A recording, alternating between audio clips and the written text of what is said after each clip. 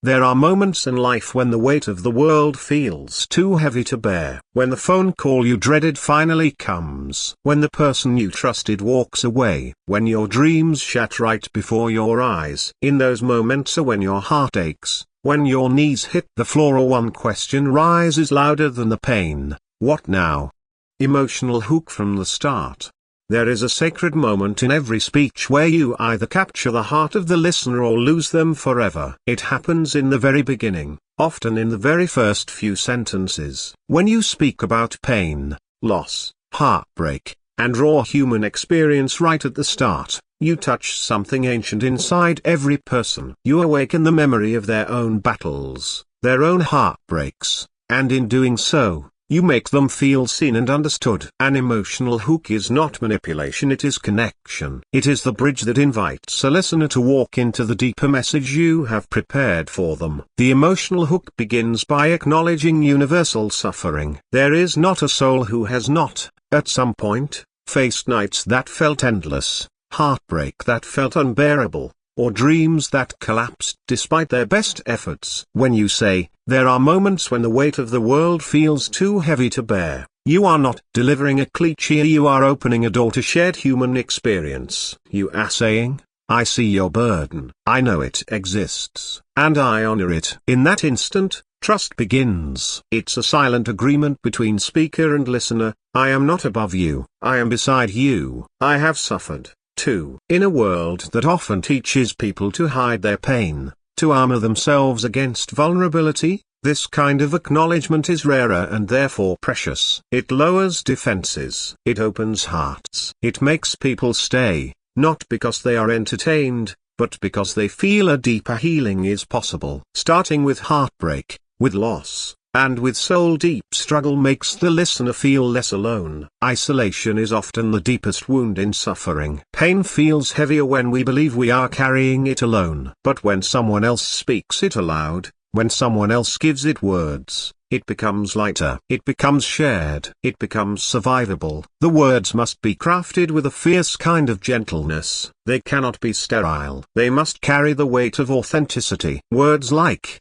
when your dreams shatter right before your eyes, are vivid because they paint a scene everyone can recognize, even if the details of their story differ. Whether someone lost a job, a relationship, a loved one, or a version of themselves they can never get back, the feeling is the same. By naming it, you validate it. You dignify the hurt they have tried to bury. An emotional hook is most powerful when it slows down the moment. You do not rush through it. You let the listener breathe it in. You let the silence between words speak almost as loudly as the words themselves. You speak not only to their mind but to their soul, their gut, the quiet places inside them that they rarely reveal. In crafting this speech, the emotional hook uses short, rhythmic sentences to mimic the beating of a heart in pain, fast, urgent, uneven. When the phone call you dreaded finally comes. When the person you trusted walks away. When your dreams shatter right before your eyes. Each sentence strikes like a wave,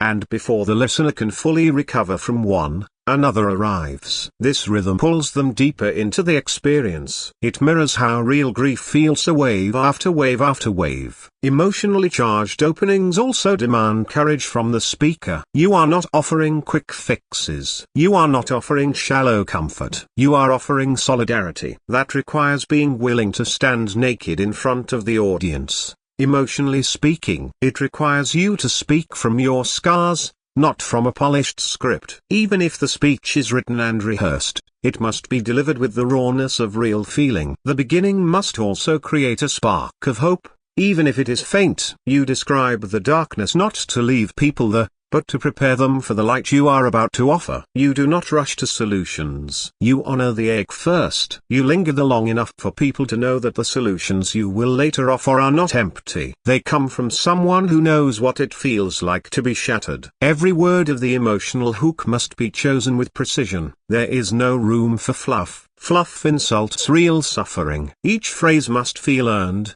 real, and necessary. When people are hurting, They have no patience for empty platitudes. They seek realness. They seek words that cut through the noise and reach them where they are bleeding. The emotional hook also subtly reminds the listener of their own strength. By describing their pain in vivid terms, you also highlight the fact that they survived it. If they are sitting there, breathing, listening, it means they have already endured more than they sometimes realize. The mere fact that they resonate with the pain you describe is proof that they have not been destroyed by it. In this way, the emotional hook plants the first seed of empowerment. Not by saying, "You're strong," which can sometimes feel hollow, but by showing that they have already lived through storms that would have broken lesser souls. The recognition of their survival is more powerful than any direct compliment you could give. Another critical aspect is immediacy. You speak in the present tense. When your heart aches, not when your heart ached. Present tense brings the emotion into the now. It makes it real,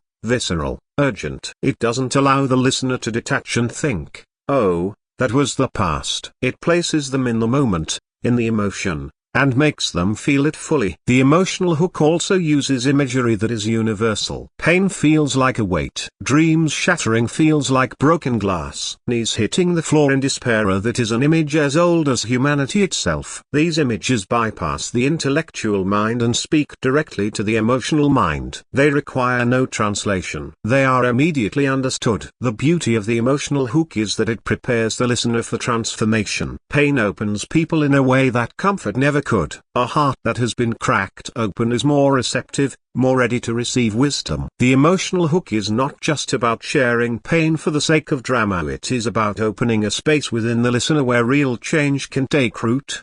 The emotional hook must be sincere. Listeners can feel insincerity like a cold draft in a warm room. If you fake emotion, if you exaggerate suffering, they will pull away instinctively. But if you speak from a place of true empathy, they will lean in. They will trust you with their hopes, their fears, their secret hurts. And that trust is sacred. It is also important that the emotional hook balances specificity and universality. It must feel personal enough to be authentic, but broad enough to be inclusive. You are not telling your story, you are telling our story. You are naming emotions and experiences that belong to every human being who has ever loved and lost, hoped and been disappointed, dared and failed. The emotional hook sets the tone for everything that follows. If it is strong, the listener will walk with you through every valley, climb with you up every mountain you guide them toward. If it is weak, no amount of brilliance later on will save the speech. First impressions are not just for job interviews, they are the cornerstone of connection in every communication. The emotional hook reminds us that words are living things. They can wound or they can heal. They can close hearts or open them. They can harden a soul or melt it into something new. And the first words you speak determine which path you are inviting your listeners to walk with you. To create an emotional hook that truly resonates, you must dare to feel as deeply as you are asking your audience to feel. You must dare to remember your own nights of despair, your own battles with hopelessness, your own moments of being brought to your knees, not to wallow in them, but to use them as the soil from which something beautiful and strong can grow. Because in the end, the emotional hook is not about sadness. It is about invitation. An invitation to acknowledge the brokenness, yes, but more importantly, to believe that brokenness is not the end of the story. It is merely the beginning. When the emotional hook is crafted with honesty, compassion, and courage, it becomes more than an opening, it becomes a lifeline. It becomes the hand reaching out to the drowning soul, saying, "Hold on. You are not alone, and you are stronger than you think." Would you also like me to continue expanding on number 2, Stoic foundation, without mentioning God in a similar deep style? It could make your content super premium if you're building a series. Stoic foundation without mentioning God. At the heart of the most powerful speech is about resilience, endurance, and the will to rise again lies a foundation that is as ancient as it is timeless. The Stoic philosophy. To build a speech on Stoic principles without explicitly mentioning God is not to strip the message of its spiritual depth, but rather to root it deeply into the soil of human strength, dignity, and inner sovereignty. It is to appeal not just to faith, but to the enduring power that exists inside every individual, regardless of external belief systems. The Stoic way teaches that while external circumstances are often out of our control, the way we respond to them is entirely within our command. In times of suffering, when everything seems to crumble around us, the most powerful truth is this: nothing external can truly harm us unless we allow it to. Our character, our virtue, and our reasoned choice remain untouched by the storms of the outside world. This is the foundation of unshakable strength. When constructing a speech that draws upon Stoicism without mentioning divine intervention, the message must be centered on internal mastery rather than external salvation. It must empower the listener to realize that they are not at the mercy of fate, random cruelty, or invisible forces. They are participants in their own destiny, creators of their own peace, and guardians of their own soul. The Stoics taught that emotions are not enemies to be conquered but messages to be understood. Pain, fear, loss all are natural reactions to difficult events. The danger lies not in feeling them, but in allowing them to define us. Thus, the speech must acknowledge the reality of emotional suffering without condemning it. It must teach that while grief is real, and while heartbreak burns, these emotions do not destroy who we are at our core. They are visitors, not masters. In this approach, the speaker becomes not a preacher, not a prophet, but a guide. A voice walking beside the listener rather than towering above them. The wisdom offered is practical, humble, and focused entirely on the inner life. It says, in essence, you have within you everything you need to withstand this moment. You do not need to be rescued. You need only to remember your own strength. Without mentioning God, the speech must find other sacred ground to stand upon. That ground is the indestructible dignity of the human spirit. It is the belief that no matter how fierce the storm, the soul has the power to remain steadfast. It is the knowledge that virtue, courage, patience, honesty, love is not bestowed from without, but forged within, through choice after difficult choice. The Stoics believed that suffering itself could be a gift, a fire in which character is purified. Not because the world is fair, and not because justice always wins, but because adversity reveals who we are when all comfort is stripped away. The speech must carry this difficult, paradoxical truth gently yet firmly to the listener's heart. Your suffering is not meaningless if you meet it with courage. Your wounds do not define you unless you surrender to them. The speech, therefore, does not offer magical promises. It does not say that everything will be easy, that the pain will vanish, or that success is inevitable. Rather, it offers something more valuable, the promise that even if everything remains difficult, you can remain good. You can remain strong. You can remain true to yourself. And that, ultimately, is the highest victory. To speak in a Stoic style is also to emphasize the importance of acceptance. Acceptance is not weakness. It is not surrender to hopelessness. Acceptance is the clear-eyed recognition of what is outside our control and the fierce devotion to what is within our control. It is the choice to meet reality not with bitterness, but with bravery. A speech built on this truth teaches listeners that the first step toward inner peace is to stop fighting what cannot be changed, and to start focusing on who they can become in the face of it. In Stoicism, we are reminded that we are responsible for our perceptions. Events themselves are neutral. It is our judgments about them that create suffering or peace. A failed relationship is not a curse, it is an experience. A lost opportunity is not an injustice, it is a shift in the journey. A betrayal is not the end of trust in all humanity, it is a lesson in discernment. The speech must gently guide the listener to see that changing their interpretation changes everything. Another essential element is resilience. The Stoic foundation understands that resilience is not the absence of hardship, but the mastery of it. Resilience is forged in the small, daily choices to rise, to try again, to keep moving even when the road is invisible. A speech drawing on Stoic ideas must illuminate resilience not as a rare gift for the fortunate few, but as a universal capacity within all of us, waiting to be summoned.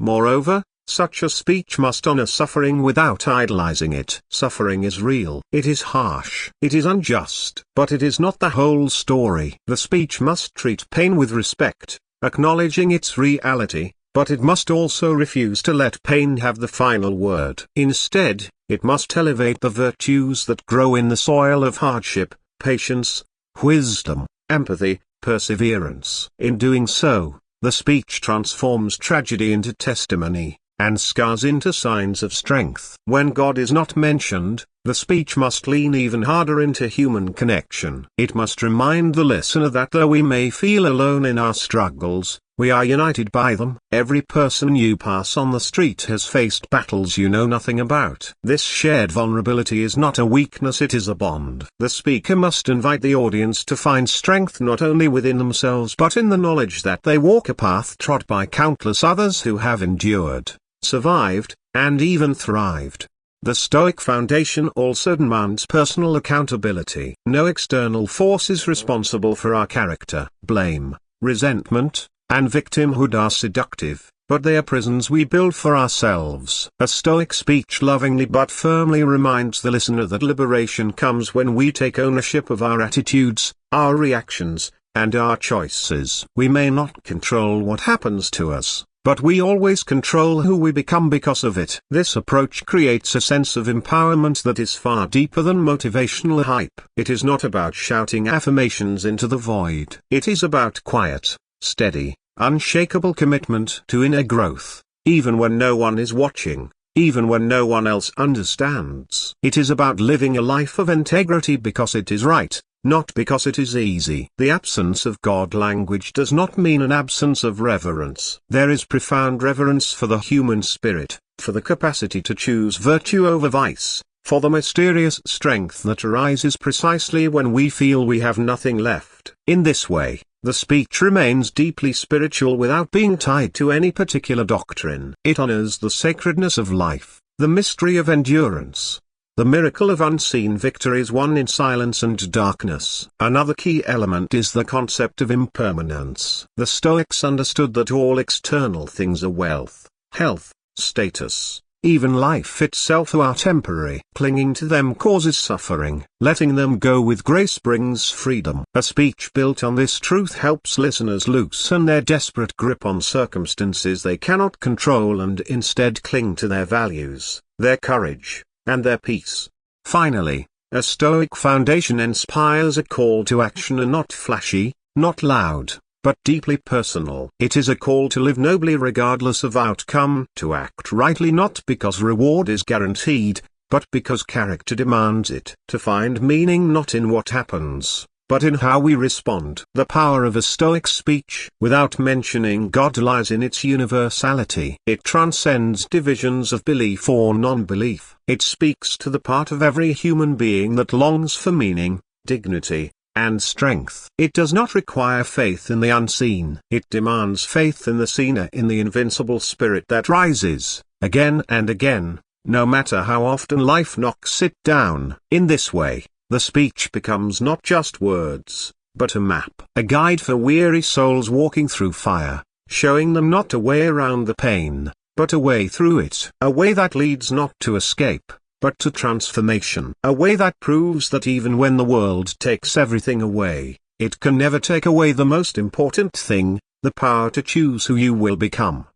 Would you also like me to expand number 3? Powerful story that reflects the message next in the same intense, premium style? It would make your project a complete masterpiece. Powerful story that reflects the message. Stories are the vessels that carry wisdom through the corridors of the heart and into the marrow of the soul. When logic fails, when lectures fall flat, a single story can pierce the armor people wear around their spirit and reach the places no argument ever could. A powerful story does not preach, it invites. It does not lecture, it awakens. It reflects the deepest truths not by dictating them, but by letting the listener feel them, see them, live them in their own imagination. The story that embodies the message must be simple, raw, and unforgettably human. It must not be about extraordinary people in distant lands, but about people who could easily be you, me, or anyone sitting quietly in the audience. hiding their silent wars behind polite smiles. The best story is not the most dramatic, it is the most relatable. It reminds listeners that greatness is born not in grand moments but in the quiet decisions to endure when quitting would be easier. The story begins with a man named Daniel, an ordinary soul living an ordinary life. There was no grand stage under his feet,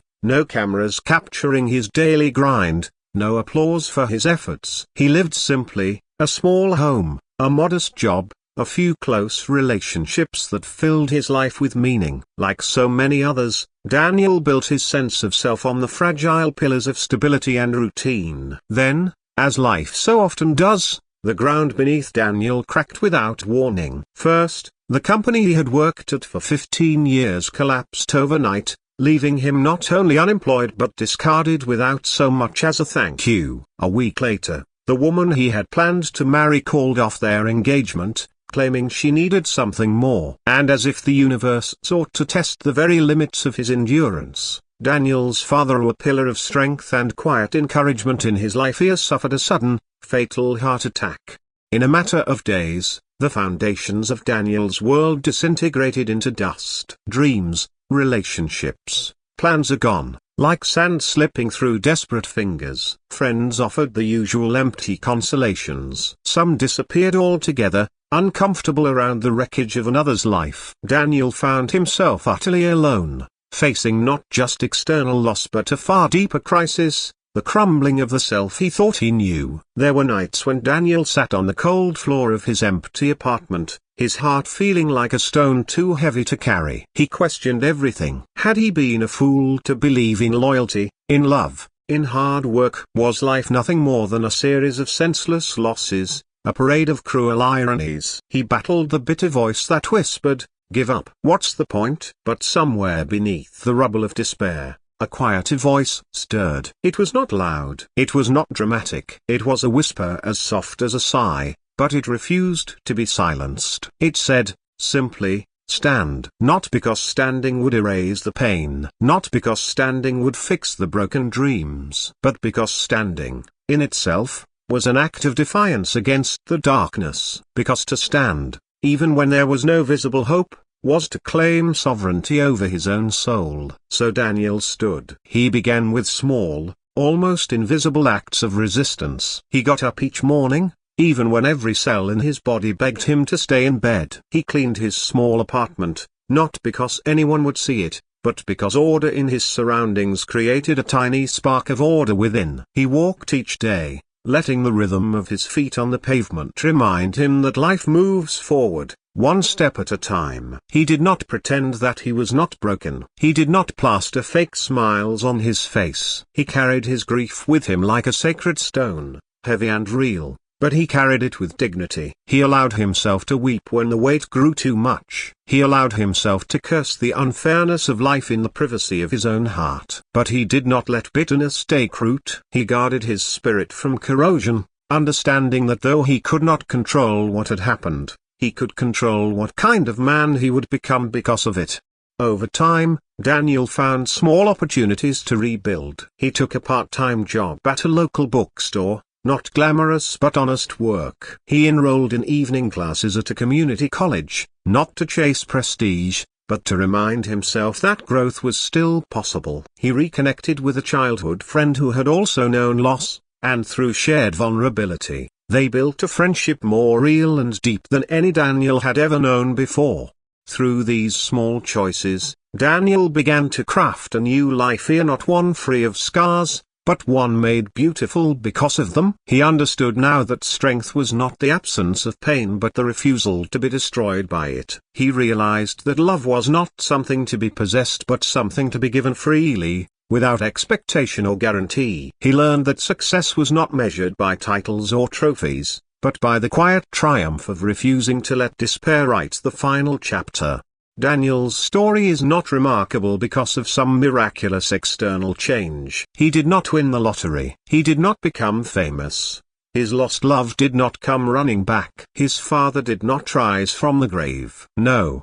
What made Daniel's story powerful was that he chose to live nobly and courageously in a life that remained hard, in a world that remained uncertain. His victory was internal, and therefore unshakable. In this way, Daniel's story perfectly reflects the Stoic message. It teaches that when life strips us of everything we thought we needed, it also offers us the rare and terrible gift of discovering what we truly are. It shows that character is not forged in comfort but in trial, that the soul, like steel, is strengthened by fire, not weakened by it. Daniel's journey shows that there is no shame in falling, in breaking, in mourning. The only shame would have been to let those wounds turn his heart to stone, to allow bitterness to make a home where hope once lived. He chose instead the harder, braver path, to keep his heart soft even in suffering, to keep his spirit open even in loss, to keep walking even when the road ahead was invisible.